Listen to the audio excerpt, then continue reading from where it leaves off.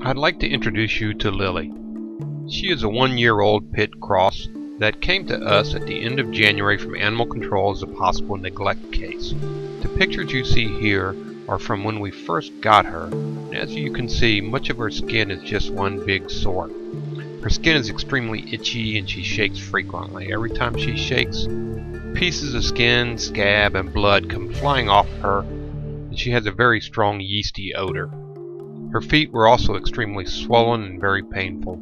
As you can see, mentally she's a bit dull and does not respond well to us.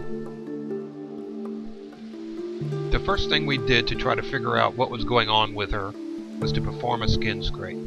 The results showed that she had an extreme case of mange, a skin disease caused by mites. The mites which cause this type of mange naturally occur in a dog's skin, but the dog's immune system keeps the mites in check. When a dog gets stressed, the immune system is weakened and the mites reproduce like crazy. The stress of a heat cycle is enough to allow mange to break out, and we are guessing this is what has happened to Lily.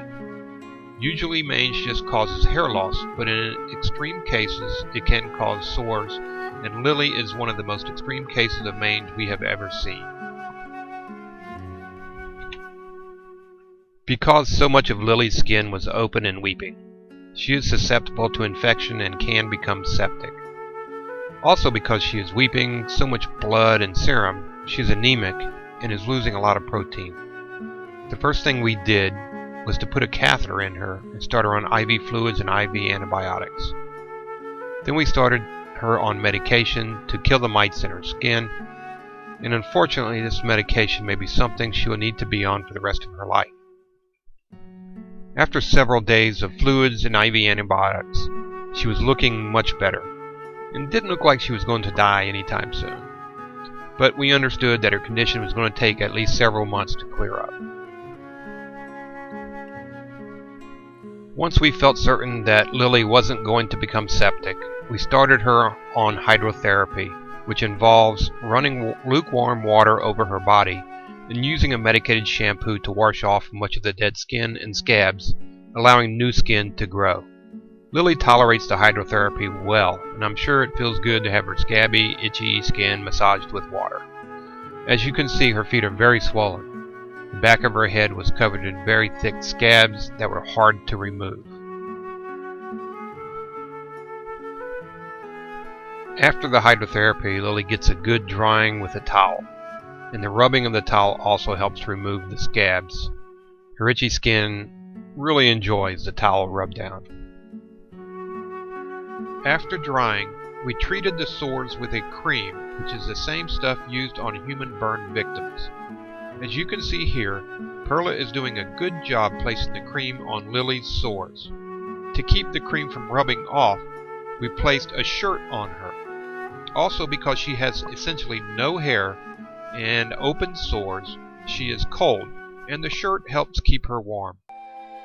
I'm not sure if she truly enjoys the shirt, but she tolerates it well. After 3 days, we stopped the IV antibiotics and began to give her oral antibiotics, and also started her on antifungal medication to kill the yeast in her skin. Finally, we also used our therapeutic laser on her skin, which helps to accelerate healing. After a week, she was looking much better, as you can see here. Skin was beginning to replace the scabs, but she still had a very strong odor and her feet were still swollen. Her attitude is improving and she is starting to get a personality. She was never properly trained, so at this point, Lisa, one of our technicians, began training her. Another week has gone by and she's really starting to look good now. All of her open, weeping sores are gone, but she still has a few sores on her body.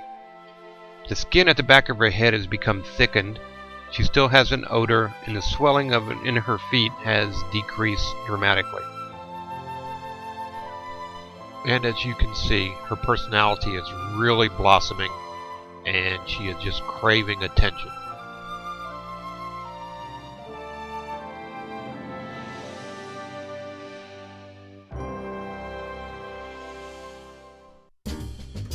Today, she's a very happy dog with a very sweet personality. Most of her problems have resolved, and we have since spayed her. With her training, she will now sit and stay.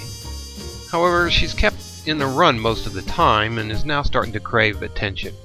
We do what we can, but we are a business and don't have the time to give her that she truly deserves. She is relatively good with our hospital cats, but is usually so hyper that when we let her out, the cats don't want anything to do with her. She is also good with other dogs and acts very submissively with them. So that's Lily's story. As you can see, she deserves a good home. Her new owners must understand that she may need medication for the rest of her life, so there will be some additional costs for the medication.